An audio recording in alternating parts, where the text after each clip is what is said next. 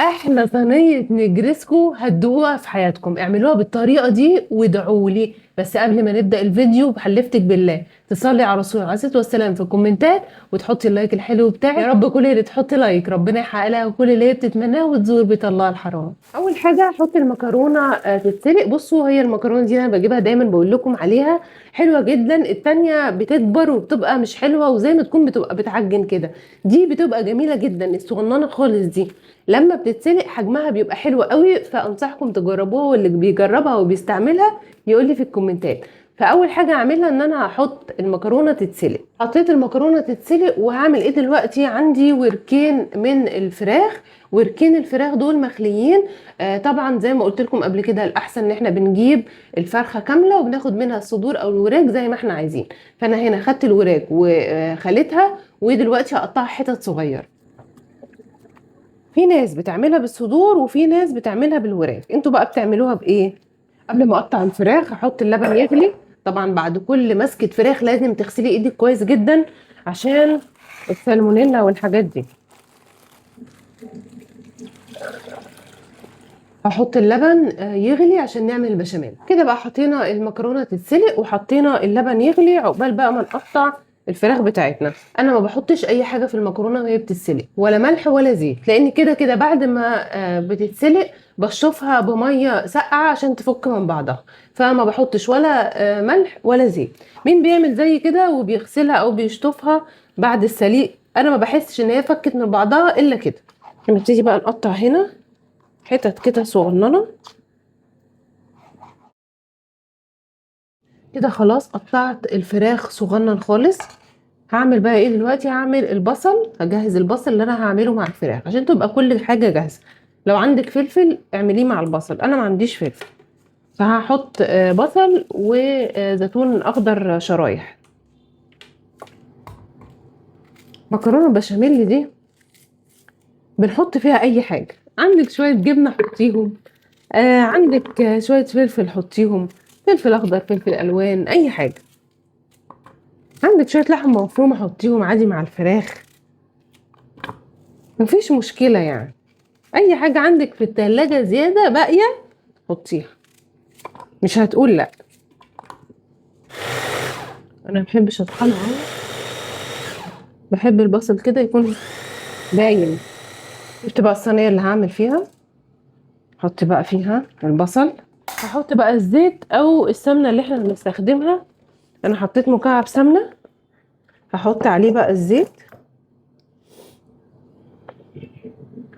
انا بحط البصل كده في النص عشان النص التاني اشوح فيه الفراخ وبعد كده ادمج الاتنين مع بعض.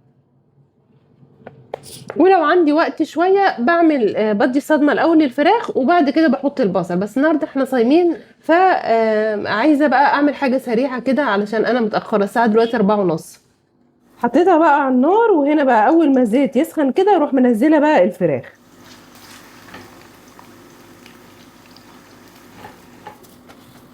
حطيت بقى ملح وفلفل وتوابل مشكله. واول ما الفراخ تاخد صدمه هنزل بقى بالزيتون. هنا بقى خلاص كده حطيت الزيتون. هقلبه وهغطي بقى على الصينيه دي. اخلي بقى الفراخ تستوي على مهلها. المكرونه بتاعتنا اهي اتسلقت واللبن بتاعنا غلي.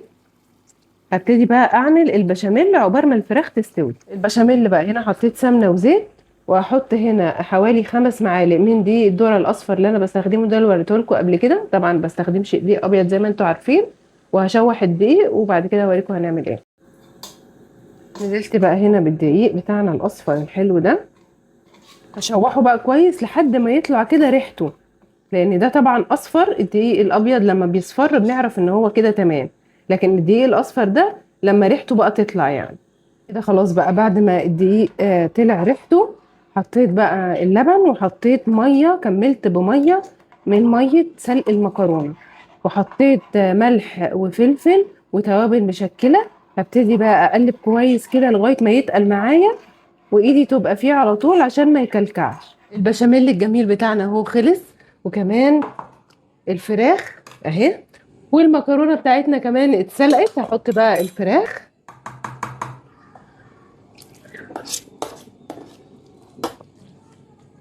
هدلق بقى شويه بشاميل على المكرونه. بسم الله، عشان كل الكلام ده كده يمسك في بعضه. هجيب بقى الصينيه بتاعتي اللي انا هعمل فيها. طبعا الكميه دي انا عاملاها لصينيتين، صينيه كبيره وصينيه صغيره. دي الصينيه الكبيره، هحط بس كده ايه بشاميل في القعر. اروح بقى دلقه المكرونه فيها على قد الصينيه.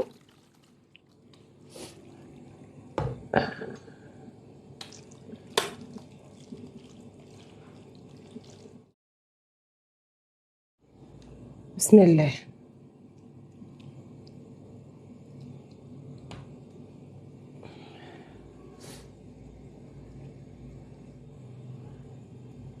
انا بحب البشاميل كده يكون كتير، محبش اي مكرونايه تكون باينه من فوق.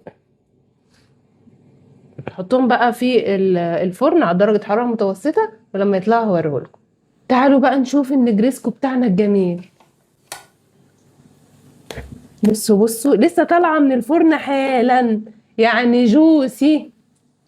تعالوا بقى نطلع الجمال ده. لو عايزاها ماسكه نفسها بقى سيبيها لما تبرد، بس احنا بنحبها جوسي كده، شايفين؟ يا لهوي على الجمال.